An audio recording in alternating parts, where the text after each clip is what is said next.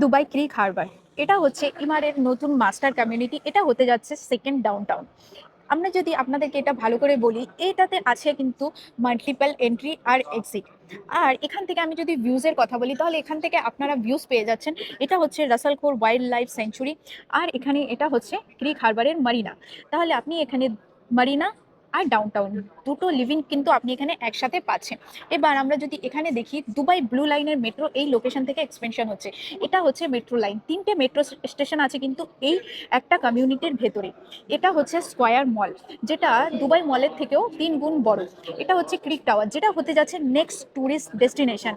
এই লোকেশনে এখন আসতে যাচ্ছে নতুন লঞ্চ, যেটা হতে যাচ্ছে কিন্তু ওয়াটার ফেসিং। আজ থেকে 1 বছর আগে কিন্তু ইমার এখানে ওয়াটার ফেসিং লঞ্চ করেছিল, তারপরে কিন্তু এখানে আর কোনো ওয়াটার ফেসিং প্রজেক্ট লঞ্চ হয়নি।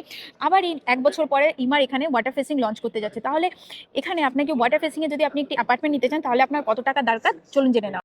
আপনার কাছে যদি থাকে 480 থেকে 500,000 দিরাম, তাহলেও কিন্তু আপনি এই নতুন ডাউনটাউনে ইনভেস্টমেন্ট করতে পারবেন। আপনি পেয়ে যাচ্ছেন ইমারের স্ট্যান্ডার্ড পেমেন্ট প্ল্যান, যেটা হচ্ছে আপনার 80-20 পেমেন্ট প্ল্যান, যেখানে আপনাকে করতে হবে 20% ডাউন পেমেন্ট, আর তার সাথে আপনাকে করতে হবে 4% ডিএলডি পে, যেটা আপনার হয়ে যাবে অল অ্যারাউন্ড 480 থেকে 500,000 দিরাম। এরপর এটা পে করার পর এখানে আপনি পেয়ে যাচ্ছেন কিন্তু 3 থেকে 4 বছরের পেমেন্ট প্ল্যান, যেখানে আপনাকে বাকি 60% পে করতে হবে।